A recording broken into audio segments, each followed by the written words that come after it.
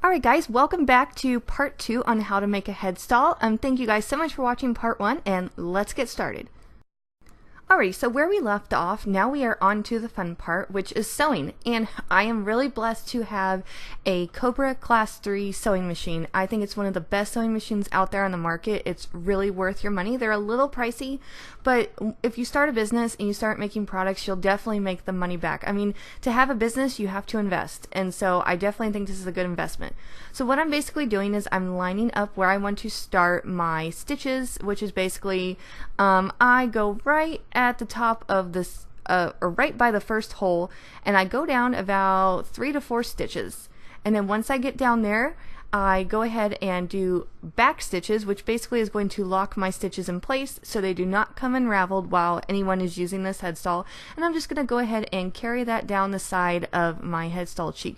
Now what's awesome about this machine is you see it has the edge guide, which is basically a way to help you have a perfect thread all the way around your item, product, whatever you're sewing, and it will not allow you to go off of the edge and have messed up stitches, as long as you give it enough room. And what they say the rule is, as wide as your pieces, that's how far away you want to be from the edge, so that way your stitches do not fall off the edge of your product and everything is sewn properly.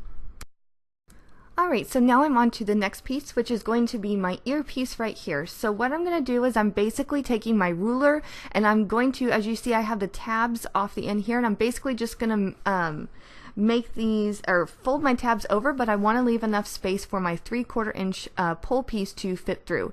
So once I have that measured out, I'm going to go ahead and put a clip on there, and I'm going to go ahead and take it through my machine, again sewing forward, then sewing backward, then sewing forward again to start the stitch.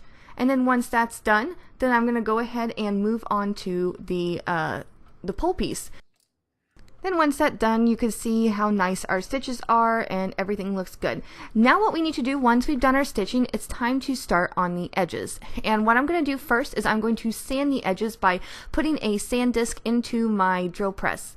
Then what I'm going to do is take whatever item I am, or whatever piece I'm wanting to sand the edges, and I'm basically just going to go back and forth and back and forth. You can purchase different sizes, big or little, of these sanders. I like the smaller one for when I'm doing smaller edges like this, or thinner items. It just works better for me. Some people like larger sanding discs.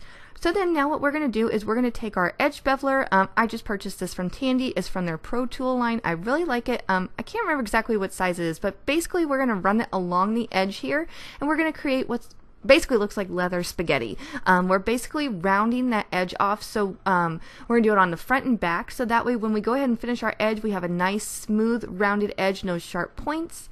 Now what I'm going to do is I'm going to take my chocolate dye, which is what I used for the front and back of this piece, and I'm basically just going to take a dauber and I'm going to go ahead and color the edge. I personally like to color my edge before I burnish it and finish it off. Basically that's what burnishing is. It's just that way, because once you burnish the edge, you're basically sealing up those fibers and it's not going to allow the dye to fully soak through.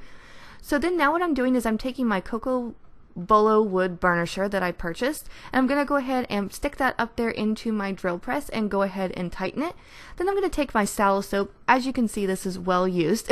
I'm going to add some water to it. I'm going to get it on my fingers. Sometimes people use applicators, but I just get in there and I use my fingers. I don't care to get dirty. Some people prefer to use gloves, but honestly I don't like using gloves. They just get in my way. So anyway, back to the tutorial.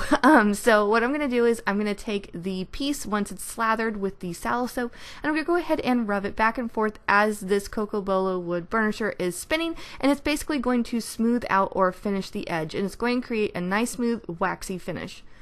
And also, if you don't have a drill press or a cocoa bolo wood burnisher, which are the best, you can take this hand one from Tandy. Now, mind you folks, this was light colored when I got it. It's been well used. And you could basically take it and rub it back and forth on the side. It'll work just the same. It's just a lot more, you need a lot more elbow grease for it. So if you want to kind of, amp up your production time, use the drill press. Now what we're going to do is we're going to go ahead and punch out the other side of our holes. As you guys know, in the previous video, we punched the holes before we sewed it up on the front side. Now what I'm going to go is I'm just going to go ahead and punch them through the back side. And as you notice, I use some beeswax on my punch. I like to use that so my punch doesn't get stuck in the leather and produces nice clean holes. Now what I'm going to do is I'm going to finish off my threads, that way they do not come unraveled when the person is using the item. And basically I'm gonna kind of set the thread on fire by lighting it. I'm gonna let it burn for a little bit, and I'm gonna take the lighter and I'm just gonna smush that down, and it's gonna be smushed into the leather and it will not come undone. Alrighty, now it is time to attach our buckle, and what we're going to do is basically slide that through, making sure that the buckle tongue, the little notch that fits into, is facing the top. Then what we're going to do is we're going to fold our piece over. I like to use these screw posts that I purchased from Tandy, put it through the back, and then go ahead and screw the screw on the front.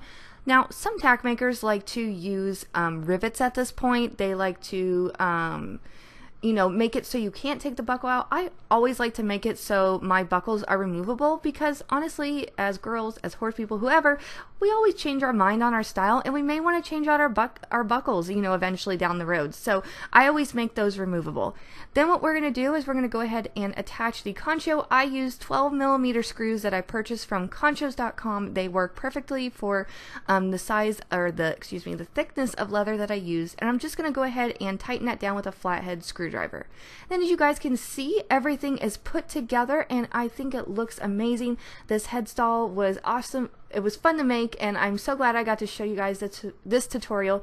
Anyway, thank you guys so much for watching. From the bottom of my heart, thank you so much for supporting my channel. We are over 800 subscribers strong, and I'm so excited. And welcome to all you new members. Be sure and check out any of my social media. I love you guys, and I'll see you soon. Bye.